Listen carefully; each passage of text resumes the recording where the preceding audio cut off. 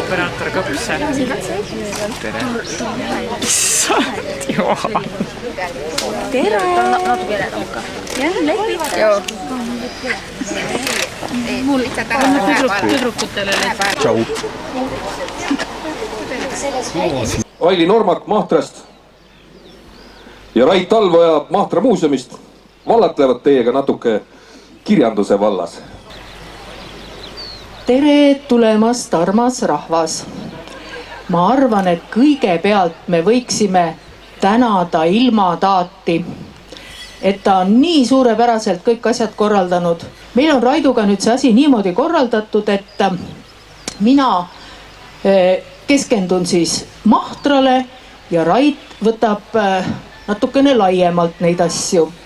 Meil on siis küsimused teile esitada ja teie siis üritate vastata. Ja muidugi, väga õige, meil on ka auhinnad, kusjuures väga kaunid auhinnad. Need on 8 kannad ja need ei ole mitte niisama 8 kannad, vaid need on valmistatud Juuru rahvamaja vanast parkettpõrandast. Uus jahteid maha teie vedelvostid, mis palvetundi te peate, paluge kui palju tahate, põrgu lähete siiski kõige oma laiskusega. Mis teos niimoodi algab? Kes teab, tõstab käe?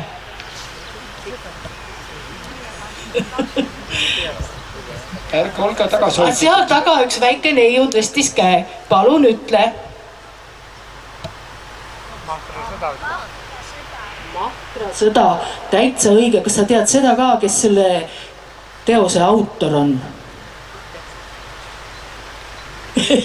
Ema teab ehk kõrval või vanaema? No nii, kes on Mahtra sõja autor? Ütles Eduard Vilde. Tubli, aga jookse siia ja siis sa saad selle esimese auhinna. No näe, vastab ilus auhinna saab. Palun. Tore. Ära jäta mitte vana sõpra maha, sest uus ei ole mitte tema sarnane. Uus sõber on kui uus viin ja kui ta vanaks saab, siis pea teda hea meelega. Nüüd on küsimus on, millisest raamatust on see tsitaat võetud? Te saate juba sellest küsimusest aru, et palun andke käega märku, kindlasti teate. Tõsta käsi püsti. Palun. Mahtra sõda. Ei, see raamat on palju vanem. Ma võin öelda ka, kas ma ütlen veel midagi või? Ta on ühesõnaga eesti keeles ilmus see raamat aastal 1739 esimest korda. Noh, teeme niimoodi, et see esimene ütleb uuesti, pakub välja. Vana testament on vale. No, kes järgmisele pakkumise teeb? Sina, mis sa pakkusid, Kaja? Oi, ei vale. No, mis on kolmas variant? Apokriiva. Apokriiva loomulikult, aga nüüd ma küsin veel täpsemalt. Äkki läheme ikka päris täpseks kohe ühesõnaga. Noh, Kalev muidugi teab vastust ühesõnaga, aga millisest raamatust, apokriiva raamatust see on siis? Mis te arvate? Lahutage meie meeli sellest aju ragistamisest. Ka täitsa omad naised kõik siit Mahtra, Järlepa, Pirgu.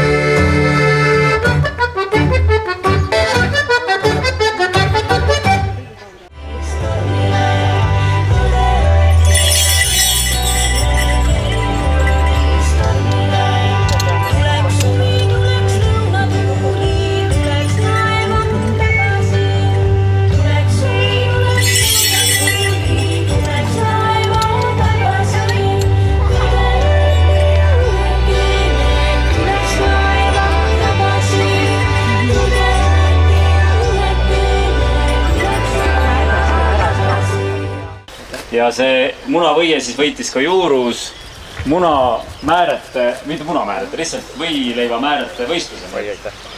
Aga kui see kraam üks hetk ka väljutamist vajab, siis teie auks ja endi rõõmuks ehitasime uue kemmergu. See on seal. Oma meestega. Mahtra inimeste kuuridest ja lauahunnikutest saime materjali.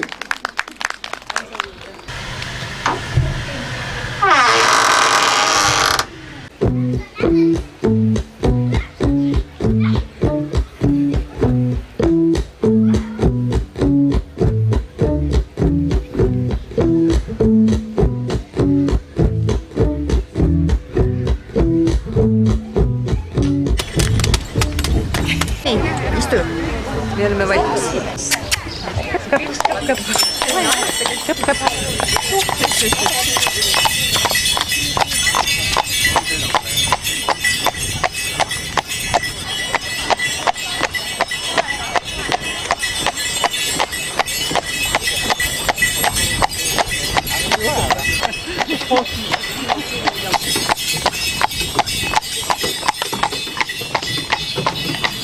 No, naeratage. Äkki jõuaks siin raha maha, mis nad korjati juba. Jaa, tere.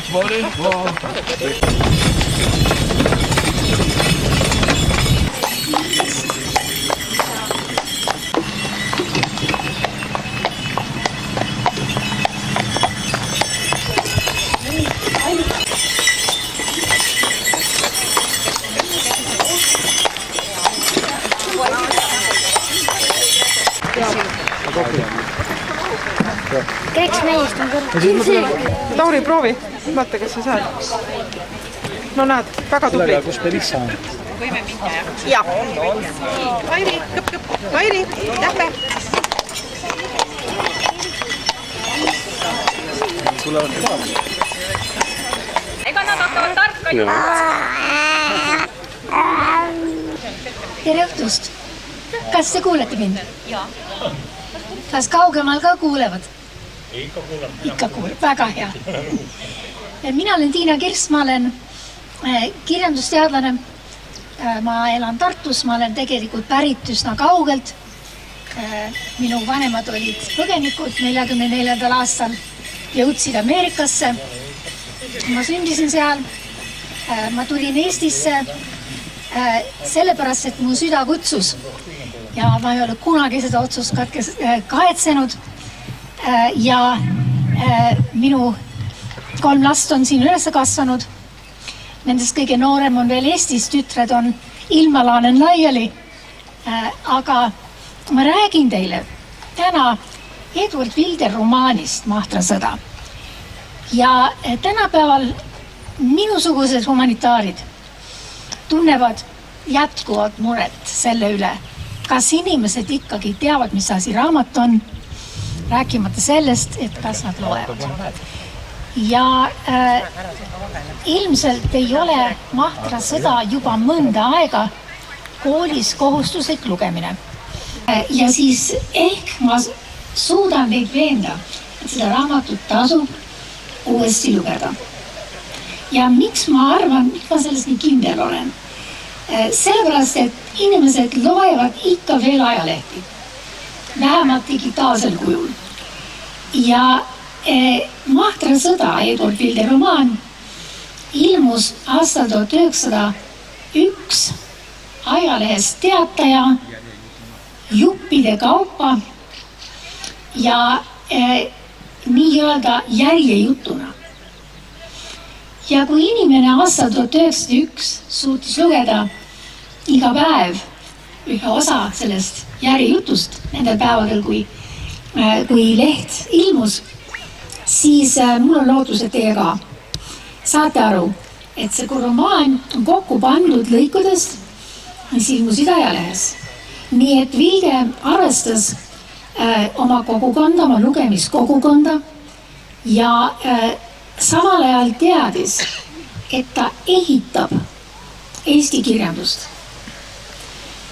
Tema ja Bornöö kirjutasid esimesed ajaloolised romaanid Eesti kirjandusloos ja nende kohta on just selles raamistuses minusugused kirjandusteadlased lugenud ja kuulanud. Ma annan sõna alguses Jaan Rossile. Tsiteerin. nii ammu kui mäletan, rippus isa kirjutuslaua kohal 2 gravüüri. Üks Goethe ja teine Schilleri portree. 20. aastate keskel lisati neile 2 fotot. Kitzberg ja Wilde. Kitzberg ja Wilde.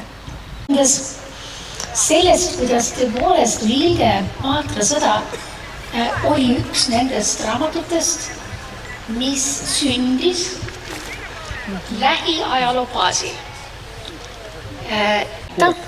Võib julgelt väita, et Wilde ei olnudki nii huvitatud nii-öelda minevikus hüübimisest.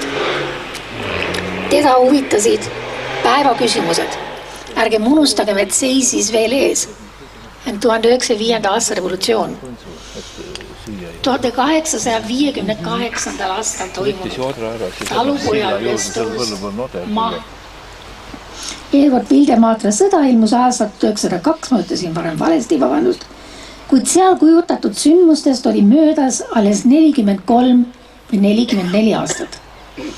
Aga Eesti kirjanduslugu loeb maatrasõda kahtluseta üheks meie ajaloolise romaani nurgakiviks, sest kaasaja vahetust mälust ammutatud materjali kõrval rajas Wilde oma teose tollase Eesti kirjanduse jaoks enneolematul määral ajaloolist dokumentaalsele alusele. Jan Ross kõneleb, nagu ta kippus ikka kõnelema natukene keeruliste lausetega ja kõrgstiilis. Nii et see oli tema veendumus, et maatrasõda on erand ühelt poolt, aga teiselt poolt ta on ajaloolise romaani nurgakivi.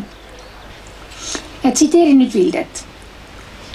Kuigi ma neid sündmusi, mis oma jutustusele olen värvikaks tagaseinaks valinud, nii asjalikud kui ajalooliselt õieti ja võimalikult täielikus raamis lugejale püüan silme ette tuua, on minu peasihiks midagi muud.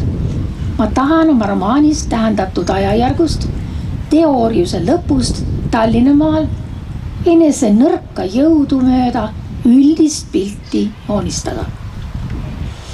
Nii et see huvi on ühelt poolt justkui nagu piirsündmusega, et olud hakkasid tasapisi muutuma teooriuse suhtes. See seadus, talurahva seadus, mille üle romaani esimeses pooles on palju juttu, see on väga asjalik jutt selle kohta, kuidas tasus siiski olla kirjaoskaja. Nagu oli seda Ants Tertsius, kes suutis lugeda ja kirjutada vene keelt ja kes suutis lugeda siis selle seaduse teksti oma kirjaoskamatute kaaslastele ette. Ja selle põhjal siis hakata maad sondeerima. Kuidas siis ikka võib anda välja seadust, mis ei ole määratud jõustuma? Kas see nii oli keisri poolt, et see ei olnud määratud jõustuma? Või oli see hoopis mõisnike, ka kohaliku mõisniku romaanis Haidegi nimelise härra arvates mis seadus? Seadus ju ei ole määratud kindlal ajal jõustuma. Ja seni, kuni ta jõustub, tuleb ikka edasi teha neid asju, neid kohustusi täita, neid koormisi täita, isegi neid, mida pole seaduses enam mainitud. Nii äge see.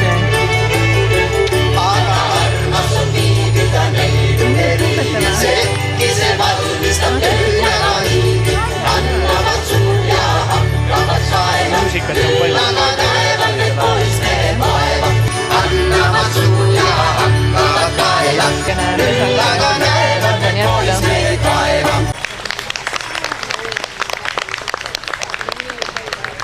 Tulestruktuurid, et nende taustal mingi suudlev siluett oleks äge. Tasub võtta staatiline koos oodata, kuni ta ise ära tüdineb.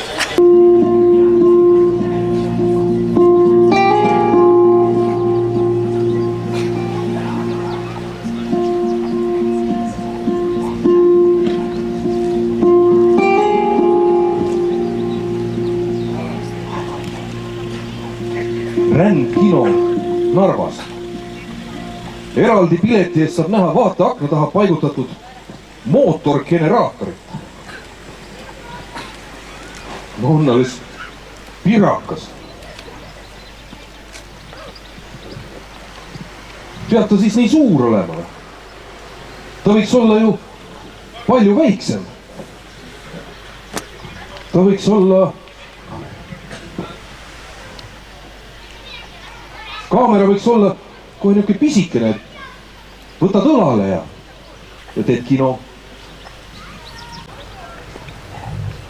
Teed enekat.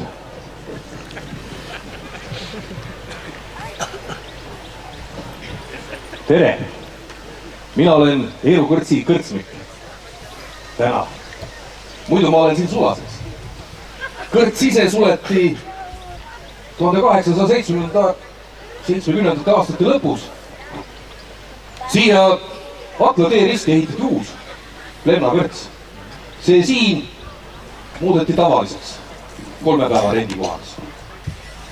Tuleb ennast lihtsalt saunast välja mõelda. Suitsusaun on nagu väike must kast. Mina ei plaani elu lõpuni sulaseks jääda. Mina ei jää. Ja minu poeg, ma ütlen, ma olen talle isegi juba nime välja mõelnud.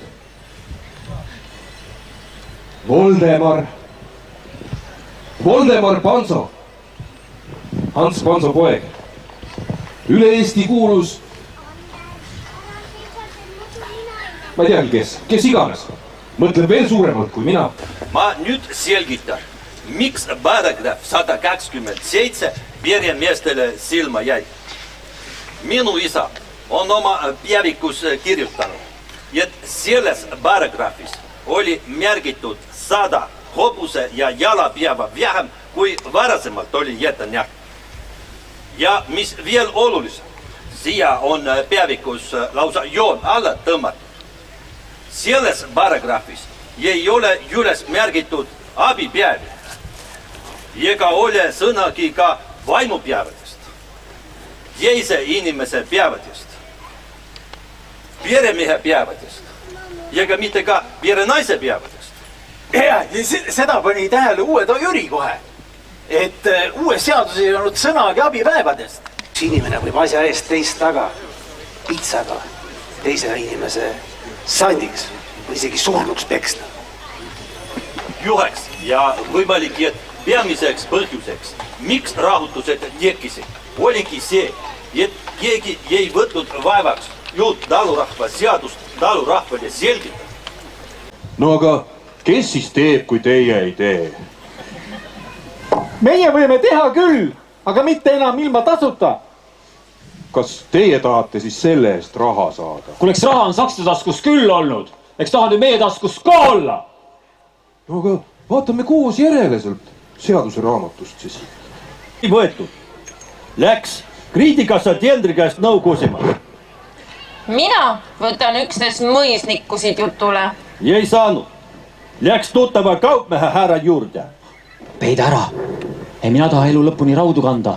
Ma ei tohi sulle sõnakestki rääkida. Ja nii jäigi. Tuli linnast niisama targalt tagasi, kui sinna läks. No kas pole kurat lahti, jah? Seadus on, aga seletajat ei ole mitte kuskil. Nii kui oleks mingi kurasi sana asi, tead.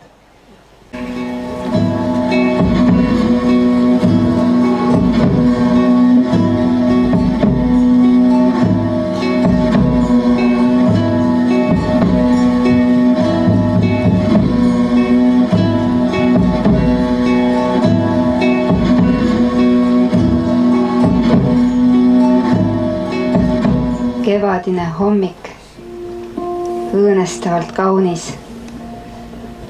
Kastepiisad sätendasid hõbedaselt haljal murul, puudel ja põõsastel. Päike puistas kullaläiget üle nurme ja metsa ning linnud laulsid, kui tahaks rõõm neil rinda lõhestada. Rahu ja naeratav lõbu heljusid sinavas õhus. Kõik värvid ja vormid olid kui ilutsemiseks kokku heitnud. Selle ilu keskel saab alguse inetud tapatöö. Püssid hakkavad paukuma. kaikad materdama. Lõhestavad hädahüüded käristavad lõhki looduse pühaliku rahu. Voolav veri, punane ja kuum. 500, 1000, 1500, 2000. 1, 2, 3, 10. Soldaatid, minge rahulikult minema ja me ei tee teile takistusi. Me oleme nõus lahkuma, kui te kohustute abitegusid tegema. Käi perse! Ärge kutsuge õnnetust kaela. Kes soldateid puutub, on surmalaps. Ja kui te peaksitegi täna siin võitma, siis tuleb homme mitu tuhat soldatit ja te kõik saate surma. Mehed, ärge kartke! Hoidke koomale, ärge andke nendele nii palju ruumi, et saavad püssid palge panna. Higistage need kokku, et nad ei saaks liigutada. Ihkume lähemale. Tere. Mina olen Jüri Tork, Purila teomees.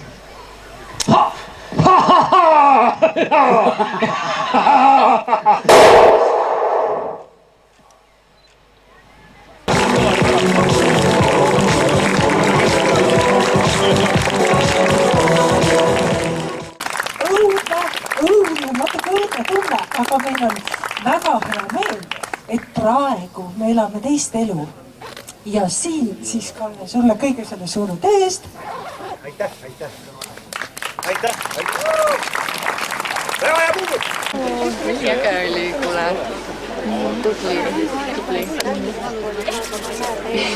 Aga see on nagu huvitav jah, et emotsioon oli ikkagi seal sees nii vägev. No mul on juured ka Adra Mihkel on hõimlane. Mul see tekitab alati nii tugevaid tundeid siin. Ja see, kuidas see tekst on ikka niimoodi liigendatud, et jõutakse ühe peatüki lõpuni, siis tuleb jälle see tertsus hakkab oma aktsenti valema. See on niivõrd hästi kogu aeg, see vorm tegelikult hoiab seda jada.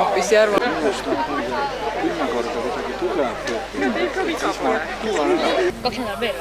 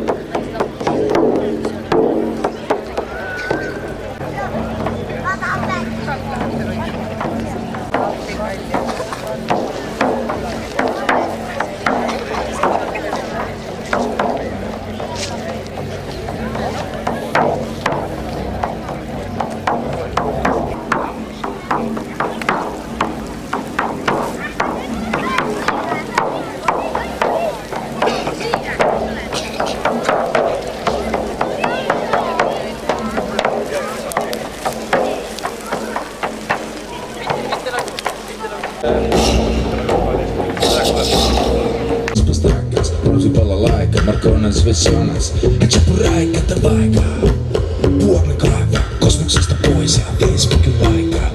Tullut kitchen miestä pimää, Riisalu. Käsin Riisalus ringil, variskittaa, sain puuruviluat saa. Käsin Riisalus ringil, variskittaa, sain puuruviluat saa. Käsin Riisalus ringil, variskittaa, sain puuruviluat saa. Käsin Riisalus ringil, variskittaa, sain puuruviluat saa. Käsin Riisalus ringil, variskittaa, sain puuruviluat saa. Käsin Riisalus ringil, variskittaa, sain puuruviluat saa. Käsin Riisalus ringil, variskittaa, sain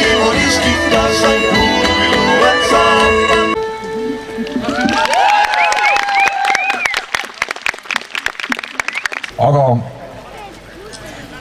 järgmine laul räägibki suusatamisest ja see on rumba. Igaks just küsime enne järgmist lugu, et is there anybody here who doesn't speak Estonian What would understand our perfect English?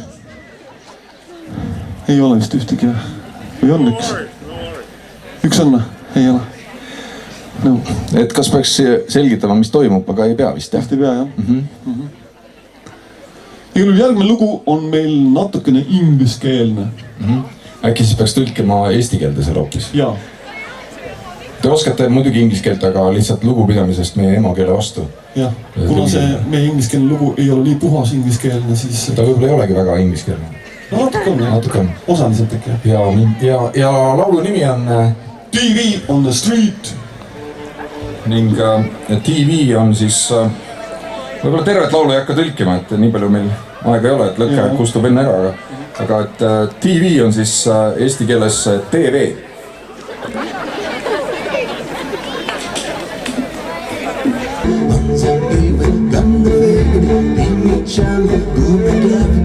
Ешкаnem я, а ты меня клань, а ты кикам No, I can't move on the street. No, I can't move on the street.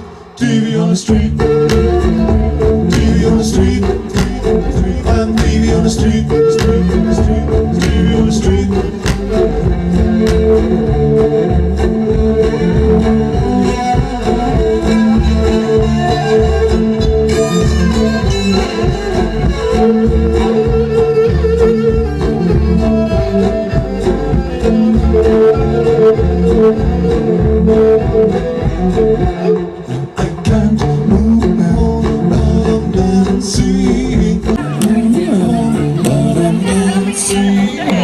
TV on the street, TV on the street, TV on the street, TV on the street.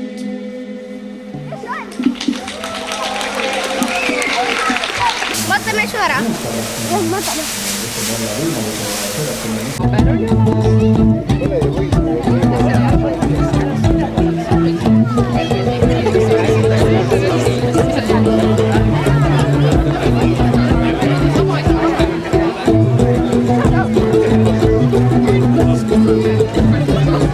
Oleme teistpidi.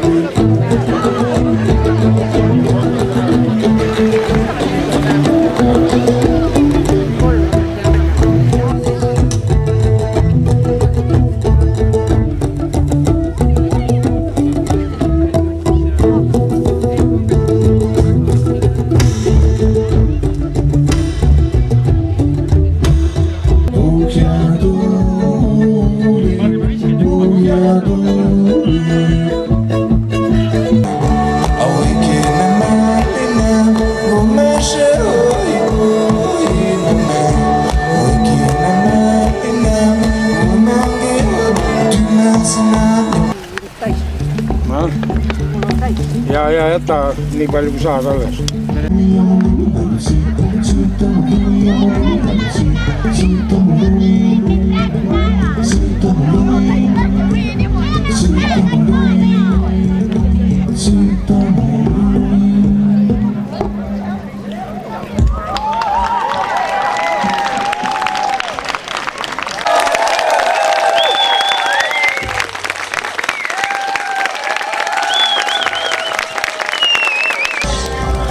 Ja imades jumalikku rikkust on täiuslikuks saab iga päev.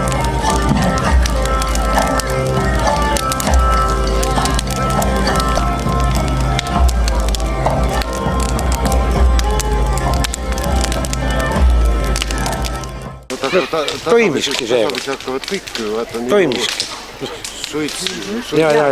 Mõnel on ikka natuke, jaa, sellel... Nüüd tuleb ka ilusti suitsi. Ja nüüd välja.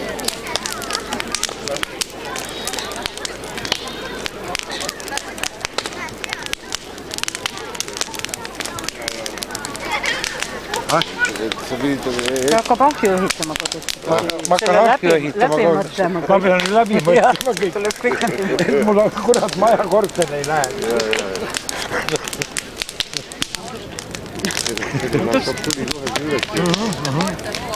Seal hakkab ka tulema ja näed, seal on ka leht ilusti sees on kõigi. See tuleb hilja. ei ole ja märg on. Ta kastis ära ja tuult ei ole, nii et noh, muret ei ole, ta läheb küllaltki ilusti üles. Täius. Kuivad puud, noh. Kuivad lauad ja alt niisutasin selle lambiõliga. Ta peab kauem lapsega. Nii kuivad lauad. Ja. Peab tuleb ka. Järgmast jälle. Vaatan. See on ikka õnnest.